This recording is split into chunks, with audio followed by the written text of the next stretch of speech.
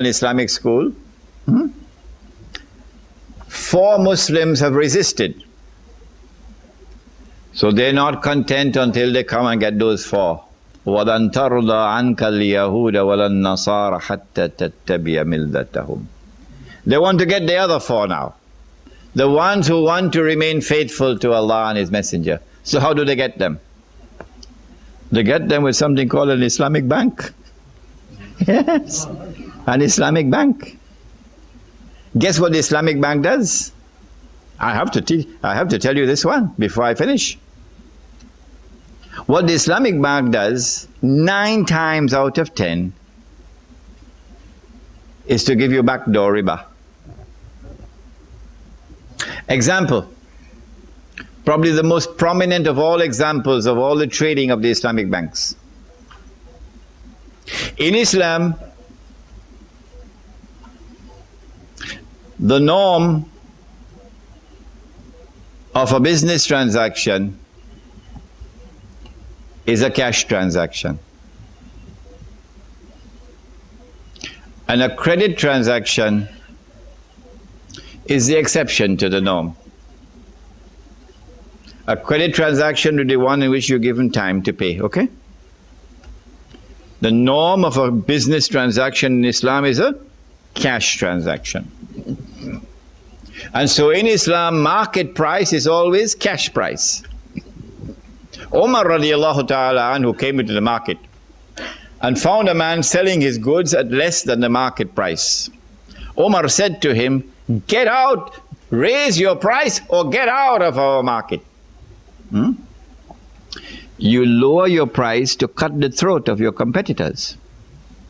And when they collapse, then you take control of the market and you raise your price. So, market price is cash price. A house is on sale for $100,000. I don't have the 100,000 to buy it. Islamic Bank says no problem. Islamic Bank says we'll buy it for 100,000 and then we'll sell it to you for 400,000. What did you say? Huh? I didn't hear you. We'll buy it for 100,000 and we'll sell it to you for 400,000. Huh? Why would I buy from you for 400,000 when it's on sale for 100,000? If I have to buy from you cash, then someone should make an appointment for me with a psychiatrist. Huh? I'm mentally unsound. No, you're not buying from me cash. It's a credit transaction. Oh, I see. So I pay you 400,000 and you give me 20 years to pay. Why am I paying an extra 300,000? Why? There's only one honest answer to that question. There's only one honest answer to that question. All the rest belong to the garbage bin. The only reason why I'm paying an extra $300,000 is because you've given me 20 years to pay. That's the only reason. And so time equals money. You are earning money through time, and that is riba. But Islamic Bank says no. There's no lending of money here. There's no loan. This is murabaha. Murabaha, where both the buyer and the seller agree on the selling price with an increase. Murabaha. No, it ain't murabaha. It's backdoor riba. Around the world today, Islamic banks, Islamic financial institutions are peddling murabaha and declaring that this is a halal transaction, and there are no shortage of muftis. If you are comfortable with this murabaha, I have not been appointed to stop you. No. But those of you who can see that this is backdoor riba, you would avoid it. They didn't get you to the front door, so they won't get you to the back door. And then there is that other famous method of hiding the riba in a lease. A lease. But the interest is embedded in the lease contract. The price at which you are leasing the article includes the interest in the price. And so where you think that this is a straight lease contract, a rental contract, it is more than that.